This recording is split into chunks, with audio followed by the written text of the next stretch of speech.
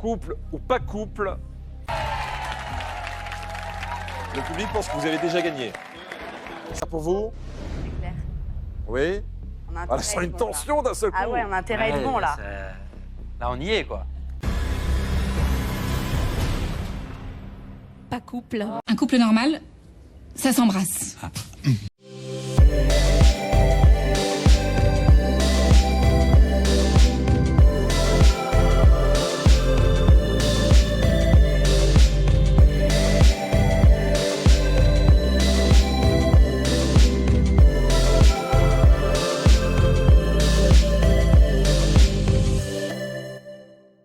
Mistraliennes, Mistraliens, soyez les bienvenus sur le podcast Mistral Mon Autre pour un récapitulatif des épisodes de Plus belle la vie programmés par France 3 du lundi 6 au vendredi 10 décembre 2021.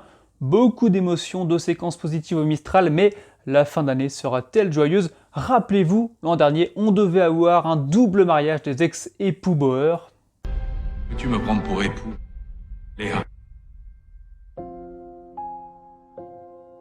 Il faut donc s'attendre à tout. Et surtout au pire. Enfin, elle est née et elle est bel et bien vivante. On a vite oublié l'accouchement dans la grange pour se concentrer sur l'état de santé de la petite, victime d'une malformation au cerveau. Alors, deux scénarios étaient possibles à mes yeux, soit un dénouement heureux avec des parents comblés et une rencontre à venir entre Aurore et la demi-sœur Lucie, un scénario qui a été retenu par les auteurs. Ou sinon, comme le couple Léa Bauer n'est pas très naturel, il n'y a pas une grande osmose, pourquoi pas traiter d'un sujet ultra radical, mais pour le coup très ambitieux, la mortalité infantile. Alors ça m'aurait très surpris que Plus belle la vie aille dans ce chemin-là et fasse mourir un nourrisson, mais honnêtement ça n'aurait pas été inintéressant scénaristiquement, puisque Babette doit accoucher très prochainement.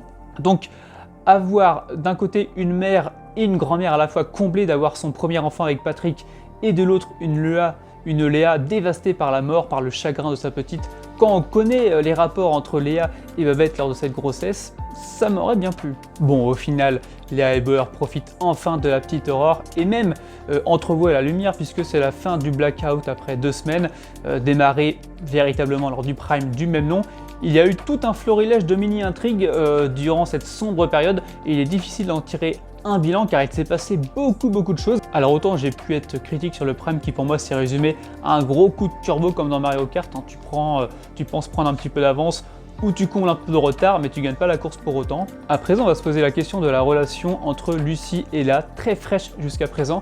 La fillette était très absente ces dernières semaines à mon grand étonnement. Alors va-t-elle se détendre un peu vis-à-vis de Léa et va-t-elle accueillir sa demi-sœur à bras ouverts?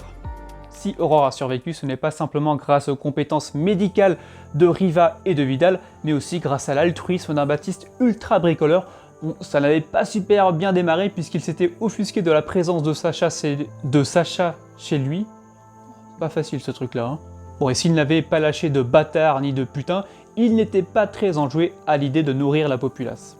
Heureusement, le génie qui sommeille en lui a mis fin à son hibernation. Il est parvenu à remettre en état de marche le générateur de secours en utilisant l'énergie des vélos pour l'émetteur radio. Vous n'avez pas compris le système ? De bonnes jambes. Alors la distance parcourue en un tour de pédale, c'est ce qu'on appelle le développement. Comme sur un grand bi, en un tour de pédale on fait un tour de roue, eh bien le développement du grand bi est égal à la circonférence de la roue avant. Voilà, faut vraiment tout vous dire et tout vous faire.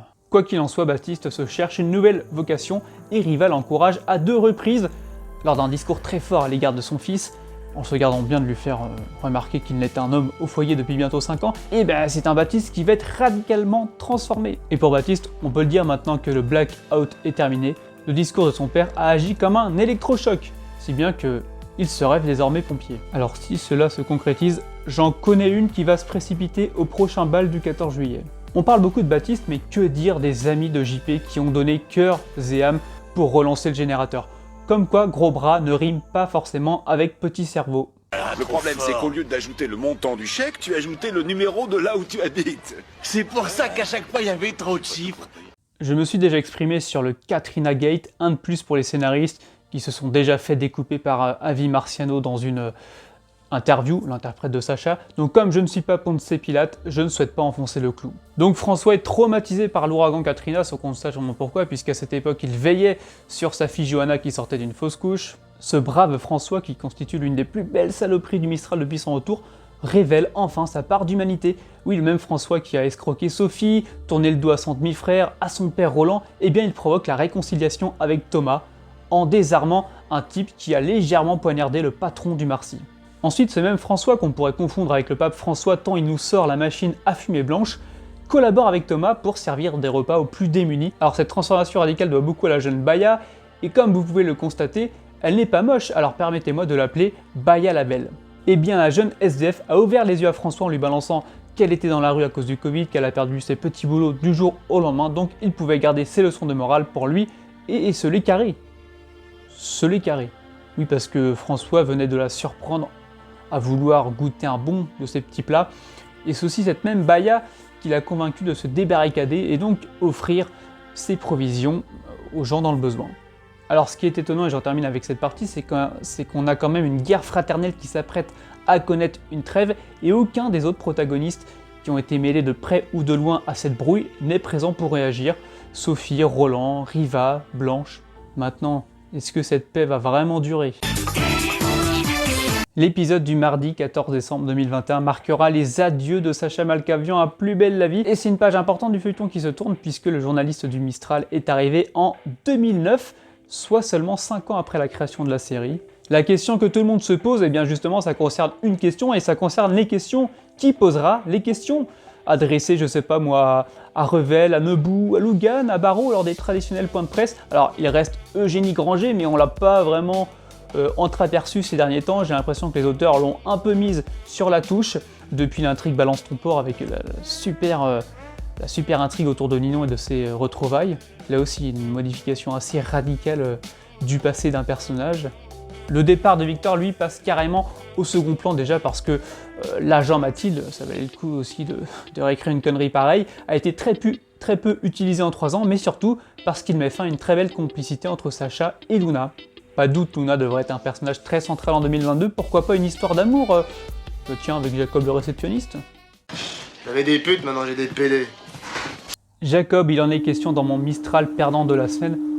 Entre nous, je ne pense sincèrement pas que Luna va se mettre de nouveau en couple avec un type hors la loi à la double casquette, après déjà avoir fréquenté Pavel, parenthèse refermée. La critique que j'aimais dans cette chronique n'est pas nouvelle, et je crains qu'elle se reproduise à l'avenir. C'est vrai que pour un personnage secondaire, Jacob a été très présent en 2021, 2 grosses intrigues à son actif, aux côtés de Camille, mais là son absence actuelle est préjudiciable. Quand un personnage est à un poste aussi clé dans le quartier du Mistral, évitez de rassembler une ribambelle de Mistraliens célestes si lui ne peut pas être présent, et surtout dans un pareil contexte qui ne rend pas crédible pour un sou son absence. Il est censé être sur place jour et nuit, et quand l'hôtel joue un rôle d'envergure dans le blackout et que ça impacte grandement le quotidien des habitants, Jacob n'est pas là, pendant 2 semaines. C'est probablement un oubli scénaristique, et même si l'acteur n'était pas disponible, eh bien il fallait anticiper, tourner une scène ou 2 avec Luna puisqu'il était présent cet été. On l'a vu avec l'intrigue principale qui a accouché de la mort de César. Donc c'est pas bien compliqué de prévoir ce genre de choses. Et qu'on ne me fasse pas le coup des vacances, puisque Jacob, pour commettre ses meurtres, s'est absenté à de plusieurs reprises, a abandonné son poste plusieurs fois, et Luna s'en est même agacée, donc impossible qu'elle lui ait accordé la moindre semaine de repos. Je vous ai fait patienter et je m'en excuse si vous avez cliqué sur cette vidéo rien que pour son titre, mais ça y est, je m'y attaque. Abordons le cas Betty, ou bien le BTK. BTK, bind, torture and kill, attaché, torturé, tué. Soyons clairs, j'ai encore du mal avec ce personnage. Certains émettent des réserves sur la comédienne. Personnellement, je ne veux pas entrer dans ce délai. J'ai toujours pas digéré le traitement qui a été infligé à Vanessa Leandri face à une Betty qui n'aurait pas survécu à ses agissements dans n'importe quel autre établissement, soyons clairs. Cependant, depuis le Prime, je suis attentivement à l'évolution de la relation entre Léa et Betty. Alors ça a commencé dans une scène jouée sur la route, où Betty était intéressée par la mère d'Aurore, quand Noé ou Bila, je sais plus, lui a indiqué que Léa était lesbienne. Alors elle n'a pas été très délicate en commençant ses leçons de drague alors que la petite Aurore était encore entre la vie et la mort. Mais toutefois, une fois que tout est réglé, que Betty et Léa se retrouvent, Léa lui signifie qu'elle aura toujours sa place entre Léa et Aurore, et bien Betty tourne la tête et elle vole en quelque sorte un baiser à Léa. Et ce que j'ai trouvé très intéressant, c'est la réaction de cette Léa qui était pour moi parfaite. Elle n'a dégagé aucune émotion. Est-ce qu'elle est troublée? Impossible de le déterminer. Est-ce qu'elle approuve? Est-ce qu'elle n'a pas réagi car elle était trop surprise? Ou est-ce qu'elle a de la sympathie, voire un peu d'affection déjà pour Betty. Beaucoup d'histoires d'amour se dessinent à des dizaines de kilomètres, mais dans ce cas précis, je ne sais pas de quoi l'avenir sera fait, quel chemin sera emprunté, est-ce que ce coup de cœur va rester à sens unique. Je n'ai pas forcément envie que ça aboutisse, puisqu'on va un peu glisser dans le domaine du glauque, mais cette incertitude est déjà assez plaisante. C'est encore plus intriguant puisque Bauer aimerait que Lucie se réconcilie avec Léa.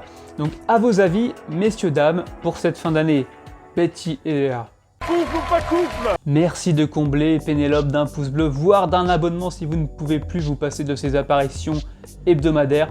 Moi en tout cas, je ne peux plus, elle est ma drogue et je la remercie déjà de m'accompagner aussi fidèlement. Je tiens à vous signaler que j'ai établi mes 10 meilleures intrigues et mes 10 plus mauvaises intrigues de l'année 2021, donc j'espère les intégrer en complément de mes débriefs du vendredi soir et non pas en remplacement. Voilà, tout dépend de mes disponibilités, mais en tout cas c'est prévu que ce soit des vidéos additionnelles et non pas optionnelles. J'attendrai de vous une participation active pour ces deux vidéos, que vous me dites dans les commentaires quelles ont été vos intrigues préférées, vos intrigues, les intrigues qui vous ont déçu, les personnages coup de cœur, les personnages un peu coup de gueule. Donc voilà, contribuez s'il vous plaît, ce serait top. Et sur ce, passez un bon week-end, une bonne semaine et restez fidèles à ce podcast qui est vôtre, mais surtout, mistralement nôtre. Bye bye.